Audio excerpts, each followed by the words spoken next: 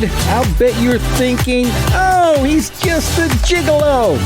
Nope, close, but I am your David Lee Roth-like host, Ray Dudley, and we are coming to you from the YMCA-like digs of the WKXL studios in Concord.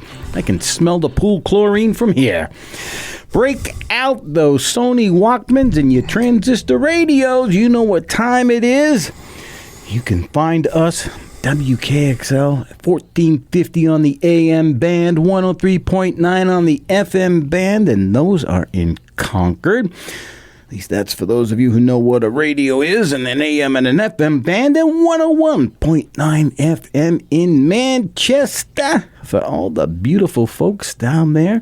And yeah, we got a URL. Duh, it's nhtalkradio.com. What do you think about that?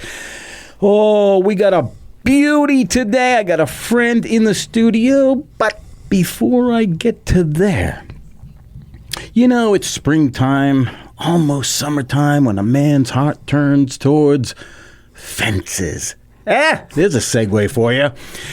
You know, folks, dude, look out your window. Have your morning cup of coffee. Look out your window at that piece of junk you're calling a fence. It's fallen over or rusted, or it's got termites in it by now. Maybe you did it yourself and it's fallen over, and maybe you're getting a nudge that it's time to replace that baby. LakesRegionFence.com. LRFence.com is our sponsor. Lakes Region Fence up in Guilford. Matt and his crew do spectacular work. I have actually been on their job sites with them periodically because Matt's a good friend of mine.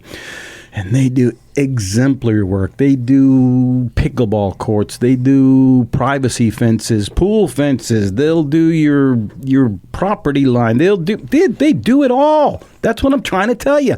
And if you go to lrfence.com, that's lrfence.com, they have reams and reams and reams of pages out there where you can just spend hours, you and your squeeze, looking at photos of fences that you might want to buy. Yeah, you could impress the kids. Just think of all the smiles you're going to get from the youngins when they learn that you spent their college money on a brand new fence. Oh, you'll be the talk of the neighborhood. Your kids will be talking about you for years to come. LRFence.com is our sponsor. We are so happy. Go out there. Oh, and you can get a free estimate, by the way, if you go out there. There's a button out there for a free estimate. Matt will be happy to give you one. Thank you, Matt. We appreciate you guys so much. Folks, it's that time of the year. There's so much going on. Come on, get outside. Go out for Sunday brunch, Saturday brunch. I don't care what brunch you go to. Just get out of the house and go see some theater. You know we're all about live entertainment here. I got a few things to give you an update on this weekend, by the way, over at the Bank of New Hampshire stage in downtown Concord. Sondheim on Sondheim. I have some friends who are in that production. That will be taking place at like 7:30. They're going to be doing songs from West Side Story, Folly, Sweeney Todd. Come on, get off your butt. Get out there. It's beautiful weather. Enjoy these people. Support these people. Who knows when things may just, go in the tank. Also, June 1st and 2nd, Prescott Farm in Laconia. There will be the Powerhouse group is having a play festival up there. I've spoken about this before, and I may have somebody coming in a little while, not today, to talk a little bit more about their involvement in it. But it's a play festival where they have, I think, 15 original plays, probably not more than 10, 15 minutes apiece. Written by local people, performed by local people, directed by local people, and it's at Prescott Farm. My God, come on, I'm telling you. Oh, yeah, and I forgot to mention, I'm involved. I will be out there acting. Beauty. Thank you, Lord.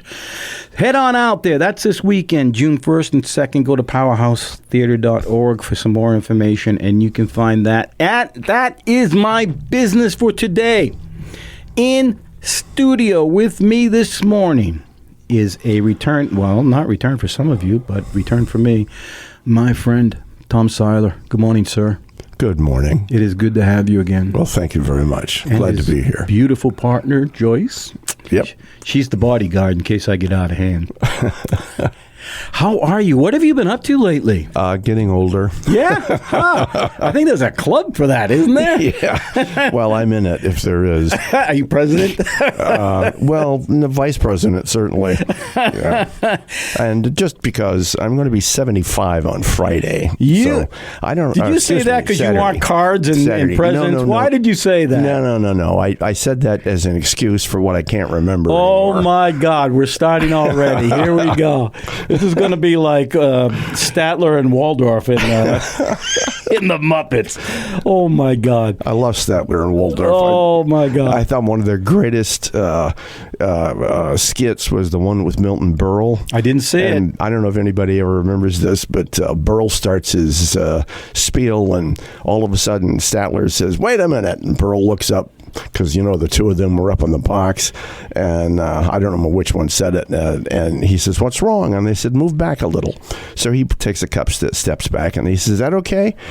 And they says, "Well, no, a little further." And he says, "Well, how much farther back do you want me to go?" And they said, "Where's your car parked?" I love those guys. That's a great character. The characters for them to have. Of course. Oh, they're just brilliant. They are such comic. Not that the Muppets need comic relief.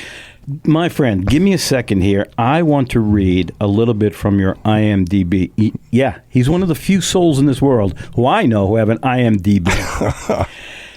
I won't say when you were born, but it says it was in Key West, Florida. You went in Exeter. You lived in Exeter for a while. Yes. Graduated 68. 68. Yes. I was just graduating junior high. You joined the National Guard in 72, got a medical discharge 73. As a no? People have hijacked. Well, this says it was actually sent in by, look at this email address. Vintage Valor. Well. Okay, you can correct me. That's fine. All right. So, but the important part I wanted to get says you have appeared in over 120 plays. Actually, I've done 197. What? Well, since that was written, which was some years ago when we first got into the movie business, which is now more than 25 years ago, I've done 197 plays. As recently as when? Well, I retired. No one retires from theater. Yes, I did. I retired in 2011. What? I retired in 2011 because as I mentioned earlier, I was getting old and I was afraid I wasn't going to be able to remember the lines anymore. Yeah. Because playing a small part is one thing, but playing the leads, and I won't say 90% of the time I was a lead, but certainly 75% of the time, it gets to the point where I just wasn't sure of myself anymore. And on top of that, getting older, losing the energy, I thought it was cheating the audience. If you can't go out and give them everything you've got, then don't do it. Those are very, very, very good points. And since I'm almost 70, they are some of the things which I ruminate over a lot. Well, you just said you're going to go up and do some short plays. Right. Well, short play is one thing, but if you're going to do something like The Man Who Came to Dinner, you go on, it's a 3-act show. It takes almost 2.5 hours. You go on 5 minutes after the show starts, and you never leave the stage, ever. Except for the act break, of course. Yeah. You're there until the end of the play, and you carry the show. And I did that back in 1989, and I said, I'll never do this show again because it's just a huge amount of dialogue to remember, and you got to have plus you're in a wheelchair, so you still need to project the energy in order to keep the audience interested. Yeah. And I could do it, but I wouldn't trust myself now. God, it's interesting because I have friends who, we all know about the boxer who just doesn't quit boxing early enough. You know? And we worry about that person as they get their brains beat in. And it's a very viable concern, I think, in theater. Right? Oh, absolutely. Yeah. And I've seen friends who just haven't known enough to get off. And there's a big difference between theater and film, because when you're on stage, you're by yourself essentially. Even if you're with other actors, you got to know the whole show. You got to do it, get in, get off, and do that. 10 10 weeks, however many weeks, however long the show runs. But in film, you go out, you're there for 2 or 3 days, and you got only a page a day of dialogue to remember. And if you make a mistake, you can redo it. Yeah. Take 3, take 4, take 5. I know, Tom. Hang on to that. And I want to put a pin in that because I want to come back to that. And I have thought about that a lot. And I'll tell you why in just a second. You are listening to NH Unscripted. I am your Getting Handsomer by the Second host, Ray Dudley. We are coming to you from the water country-like digs of the WKXL studios in Concord, 1450 AM, 103.9 FM, 101.9 FM for the beautiful, beautiful, beautiful, beautiful people in Manchester. NHTalkRadio.com is our URL. Tom Seiler is in the house. We'll be right back.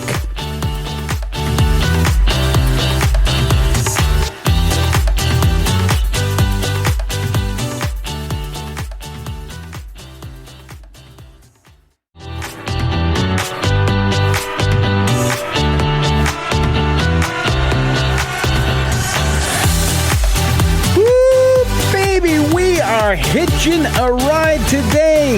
You have found NH Unscripted. I am your Vanity Fair-like host, Ray Dudley, and we are coming to you from the not-so-overly ostentatious digs of the WKXL studio bunkers, deep in the heart of Concord, New Hampshire. 1450 AM, 103.9 FM. That's Concord-based, 101.9 FM for the beautiful souls in Manchester. NHTalkRadio.com is our URL, and I will give you more information on all the activity that's taking place out there. My friend Tom Seiler is in the house, and we are chatting business, which is what I like to talk about in the entertainment industry. Tom, you mentioned memory, age, all of that. It's funny. I went to the doctor the other day, so I was having trouble getting deep breaths, and so they thought maybe there was a blood clot in my lung or whatever there was, and they thought maybe there was a heart condition, which there may still be. Nothing that they're going to be concerned about, but it forced me, because I can't get these deep breaths, to drop out of a play I was supposed to be in this summer, Little Shop of Horrors. I had to back out. However, because of our conversation, I will be doing A Christmas Carol up in Lincoln at the end of the year. Now, I laugh because I've done the show 3 times. There you go. There you go. I tend to be a very animated character, and so I had to wrestle with whether or not to do it. But again, it like The Man Who Came to Dinner, you're pretty much on stage the whole time. Who are you playing? Scrooge. Yes, you are on stage the whole time. I am. So you're like my third or fourth time as well. Yeah. But I say that because it really crosses my mind a lot. I told you I'm almost 70 years old, and I really think about these things. I'm forever tinkering with my brain. I constantly am following YouTube rabbit holes about little additives, things that I can take, maybe legal, maybe not, that I can just kind of monkey with, because I need the mitochondria to be firing on properly. I need everything to be, the neurons, it's all got to be there. And I do worry at my age. I mean, I say I'm almost 70, but I feel it at times. I've had brain fog so bad, it has scared me to be in some shows. Join the crowd. Oh, I'm telling you, isn't it? It's frightening. When you're making a living, and I said this to my physician, I said, dude, for a guy who makes his living using his brain, I need some help here. And his vocal cords. Boy, you have to be able to talk. That is the truth. That is the absolute truth. Yeah. Gosh, 197. Were there any of them? I mean, you obviously mentioned The Man Who Came to Dinner, so that obviously is in the front of your mind. But are there any that really stood out to you that you and first of all, were they local productions? Were they on the road? Were you in a company? Talk about all that. Of it. I've done shows in Florida, Georgia, Louisiana, Massachusetts, New Hampshire, Maine, Nevada, California. I think I probably may have left 1 or 2 out there. You should just count the states you didn't do it in. I didn't do Puerto ran, Rico. No, no, I didn't do Puerto Rico. I was in a production that ran for 2 months of Fiddler on the Roof out in L.A., playing the constable, which I literally fell into because we arrived in L.A. and we had some friends that already lived there, and I called up Joe and Janet. I called them up and said, "Hey, guys, we're here." And the first thing Janet says is you want to do a show? And I said, well, that's kind of why we're out here. Why? And she said, well, we're opening in a week in Fiddler on the Roof, and the guy playing the constable just quit. You want the part? They open in a week. I said, I know that pressure. Sure, why not? Oh, my God. So I did. I went down, and I hated their costume. It just wasn't going to work. And so I called home to my parents and said, go down to the closet, go, for the third one on the right, and send me that uniform. And they did, and it was perfect. And got there just in time. And we ran the show for 2 months and had a hell of a good time doing it. Oh, man. Except for the rats. Did he say rats? Did you say rats? I said rats. The theater, what was the name of the theater? The Morgan Weekson Theater in Santa Monica was an old Navy warehouse that they had converted into a theater. And we're sitting there one night watching a rehearsal that I wasn't in at a particular time, Joyce and I, and all of a sudden a rat walks down the middle of the aisle. Just walks down the middle of the aisle, sits down at the end of the aisle, watches the stage for a few minutes, and then turns and exits stage right. That's disgusting. On so many levels. And we're going, holy God, look at that. That's disgusting. Reminds me of Park Street Under. I wanted, if you wouldn't mind, you have done so much. How did that start? And where did your love for performing come in? Oh, it's all my mother's fault. Yeah? Why? Entirely. Why? She put me on stage at the age of 9 in a play called The Saturday Evening Ghost. I grew up in the Florida Keys. I was born in Key West, lived in Marathon, and there was this little theater outfit that was trying to get started in a place called Key Colony Beach, and they were doing a play called The Saturday Evening Ghost, and they needed a child to play the child. So my mother volunteered me, and the next thing I know, I'm doing this play, and followed that with another one called The Happy Time, and it just sort of from then on, and you got the bug. You get bit, and that's it, and theater's in your blood. And then I did summer stock on Cape Cod at the age of 13, 14. The Harwich Junior Theater in Harwich. My mother owned a whole string of dress shops, but that's another story. Anyway, one of them was on Cape Cod. And it was run, the Harwich Junior Theater was run by a lady named Betty Boop. Seriously? Yeah. And Betty was I think she was the director of theater at the University of Boston or Boston College or something like that, one of them. And it was all children doing children's shows. Jack and the Beanstalk, the Puppet Prince, the Princess and the Pea, things like that. And so for 2 years, I did summer stock doing children's shows there. And by that time, I'm 14, 15, that's it. I'm going to be an actor. Yeah. Too late. I'm not going to do anything else. It's funny that you weren't nervous at that age. You know what I mean? In front of like hundreds of people. And you don't know enough to be nervous. Great point. I remember, real quick, in the first show, Saturday Evening Ghost, I was supposed to get kissed by this girl who was much older than me, as in 15 or 16. And, of course, I blushed. All over the place. And the director's going, great, do that all the time. Well, how the hell do you control blushing?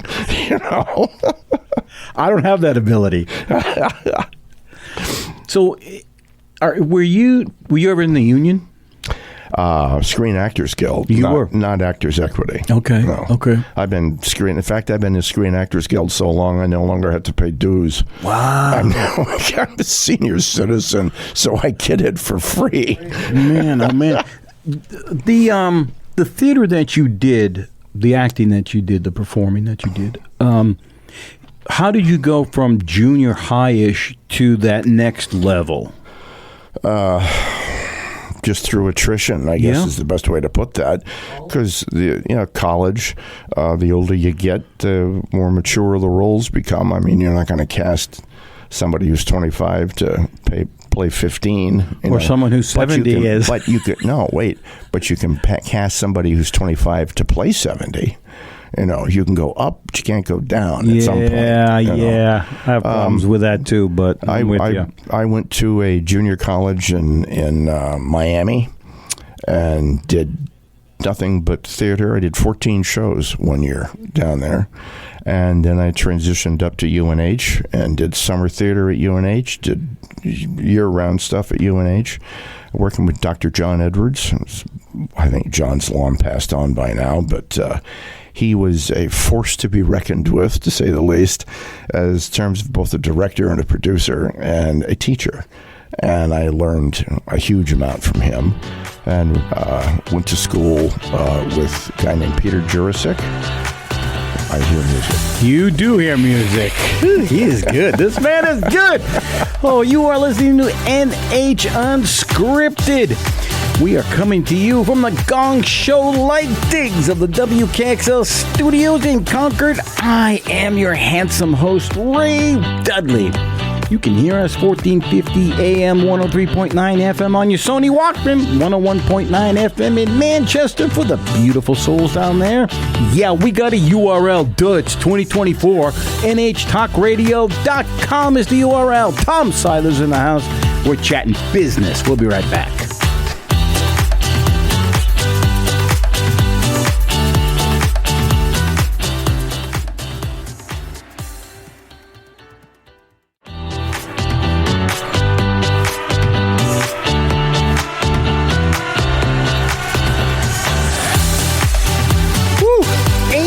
Moses was a Cajun.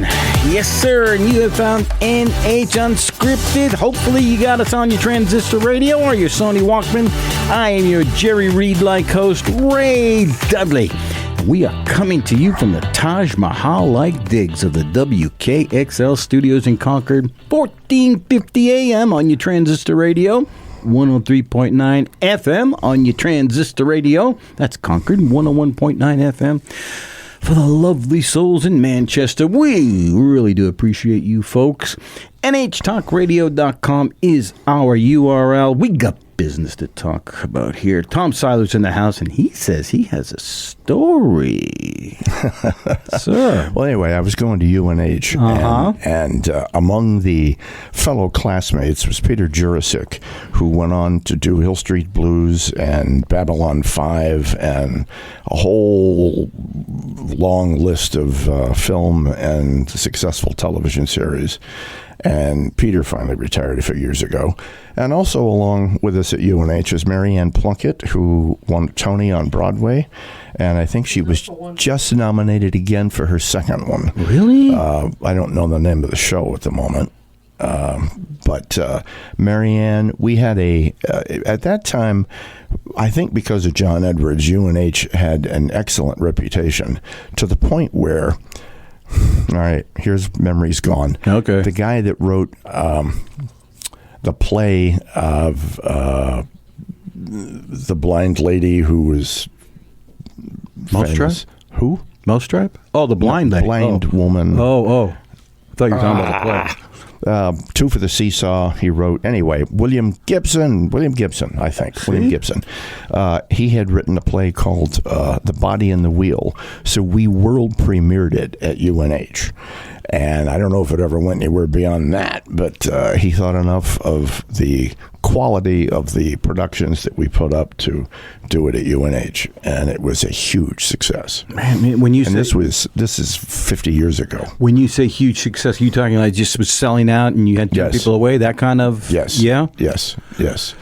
The Johnson Theater holds around 700 or 800 people, something like that, and it was full every night. Every night. Every night. Love that. Every night. Man, you're making me so jealous. So anyway, so I then went on from there to regional theater and community. I guess I'm going to call it community theater, but it's really not. I was at the Amesbury Playhouse for many years, which I always said that they were amateur and standing and professional in approach. Oh, that's impressive. Because we had a core of very good actors and did a show a month for 42 years, something like that. That's a heck of a record. Yes. That's a right. show a month. Show a month for 42 years. Dude, that's unbelievable. Yes. So, well, that's how I wound up with 197 plays.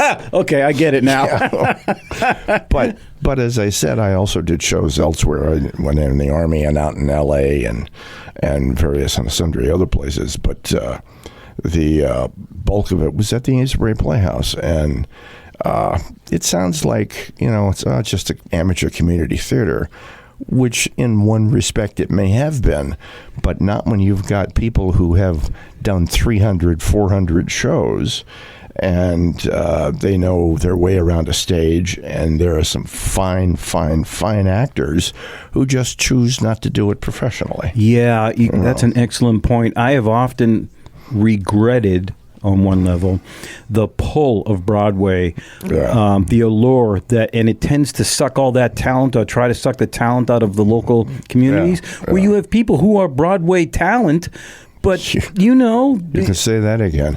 I think that probably they're some of the finest actors on the planet are, in the community theater in the London Playhouse or someplace. Yeah. And that will never go anywhere else and never be seen anywhere else. But if you see them, you know it. They've got it. Yeah. That indefinable quality that comes across on the stage and on the screen. And they're quite content to be doing it there. They're not worried about losing $1,000 a week on Broadway, whatever, but right.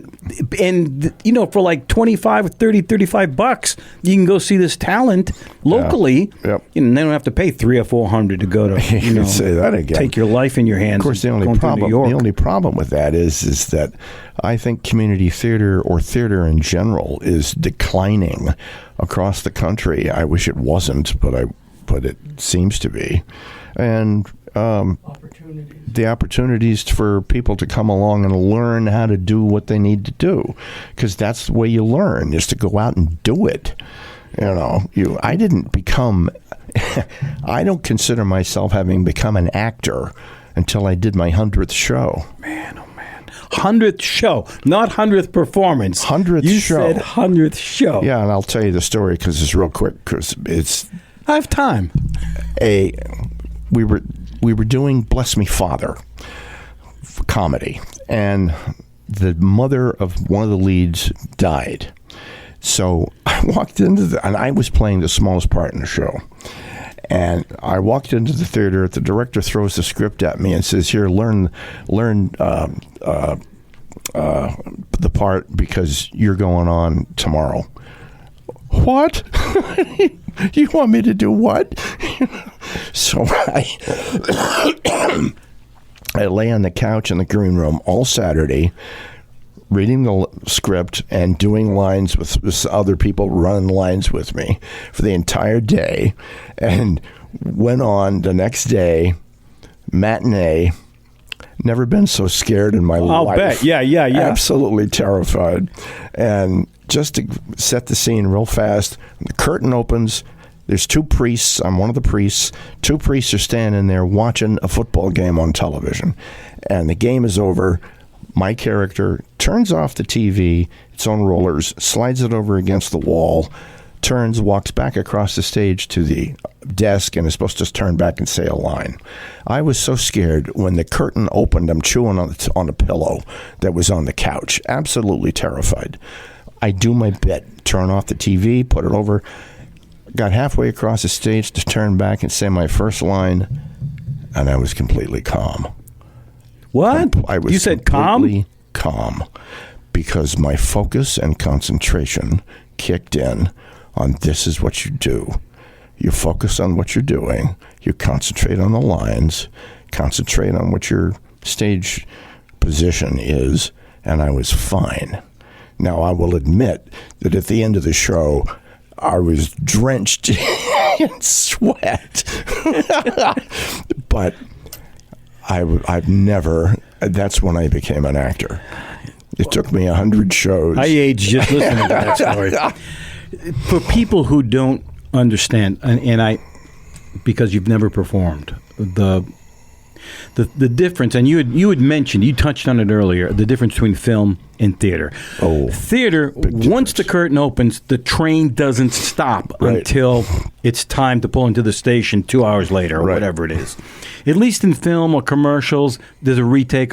They got to do it from a different angle, whatever. Yep. You've got 6 lines maybe. Yep. You know, a play, you're talking 80, 90, 100 pages. Yep. And I can't begin to explain that feeling of being on stage and the pressure of everything that's going on. You're not just having to do your role. You are keenly aware of everything else going on, other people's lines, other people's blockings. You can hear the audience cough, whisper, talk. Yep. All of it's going on. You're aware of whether the door's opening correctly, the lights are on properly, your costume is fitting great. All of that's taking place at the same time. Yep, and every once in a while the set falls down. Yes, it does. Or something happens and you have to cover it. Yeah. You know. Well, that's the worst part. Because, okay, and that adds a whole nother element, right? Because now, not only are you doing all of those other things, now you have to think on your feet. Absolutely. And you have to improv, pretending nothing's wrong. Right. And that you are going to cover. I got a story for you. I've told it before to other people, but we were doing a play called The Foreigner. Down in Merrimack, and it was just myself and this other woman on stage. She was a little older, and she was one of those people who thought that you didn't need to know your lines. You need to know the gist of your lines. Okay. And as a human, if you've ever had a conversation with another person, you know that there are things that sound a lot alike, and you can say them different ways. Well, we were on stage, just her and I. She had this line, and she jumped 15 pages ahead. Oh. 15 pages ahead. Now, just me and her. She has no idea she's done it, and she's going along, and I'm trying to figure out how we're going to do this. She comes to a phrase similar to the one she jumped to, went back to the 15 pages, and was heading now back to everything we had just done. Yes, that's why I have no hair.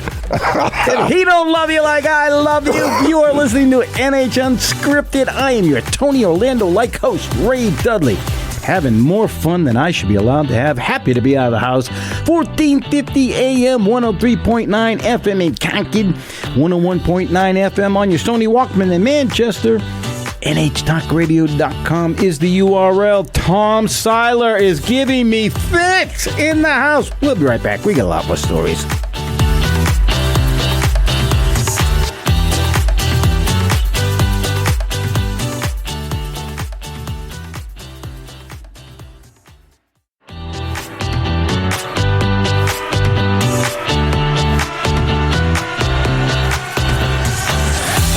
Up the John B. Sales. You have found NH Unscripted on your transistor radio. I am your Beach Boys-like host, Ray Dudley. And we are coming to you from the Foxwood-like digs of the WKXL studios in Concord. 1450 AM, 103.9 FM on your transistor radio, 101.9 FM on your Sony Walkman in Manchester.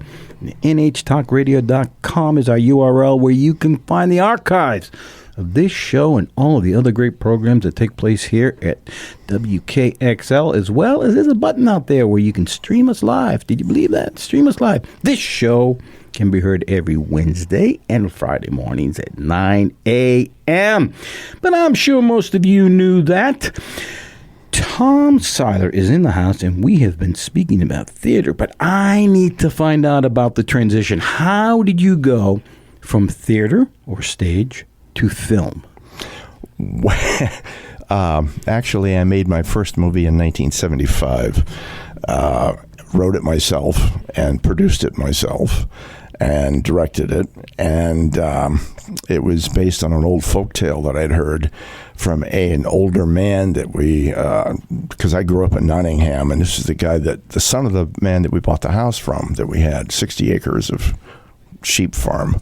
And he told me this old tale, and I thought it was so interesting that I wrote it down as a film script, and I raised the money, and we shot it in 16 millimeter, and it ran about 40 minutes, and I didn't know what the hell I was doing, but I had fun doing it. And I was smart enough to hire some guy, not a kid, man who really knew the camera and knew how to shoot, and he owned a film production, a commercial industrial film company, and so we made a deal and made the movie. And that was my first intro into filmmaking in 1975. And Montreal. Wait, you said that was in Montreal? no, I took the picture to the Montreal Film Festival. Took it to the Montreal Film Festival. It won third prize in some other film festival, but I can't remember which one. It's gone. I get it. The memory's gone. And that was, again, 1975. That's, 50 years ago. Yeah. But the short answer to your question is, in 1979, I sort of transferred from stage and theater for the moment into the television news business. And I went to work for CNN 2 weeks after they went on the air, and worked for them for 3 years, and then transferred up to WCSH Channel 6 in Portland. And I was there for 5 years as a cameraman. And that's when I learned how to make movies. That's interesting. Because everything that goes into a 90-second news piece translates into a 90-minute movie. Wow. How you shoot. There's an old adage, WMCW, wide, medium, close, wide. So you shoot and you edit wide, medium, close, wide. That's the language of film. And that's how I discovered how to make movies, how I discovered how to put them together. I think I shot and edited about 2,000 news stories in the years that I was 2,000. Yeah, in the years which is not. This sounds like a lot, but no, it is a lot. But Tom. when you're 2-3 a day.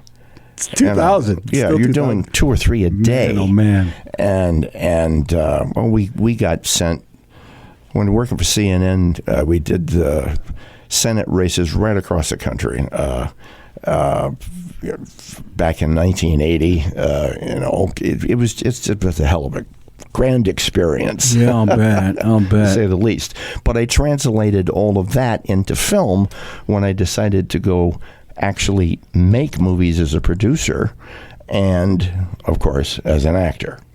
Can you and as a scriptwriter? Oh man, he's incredible.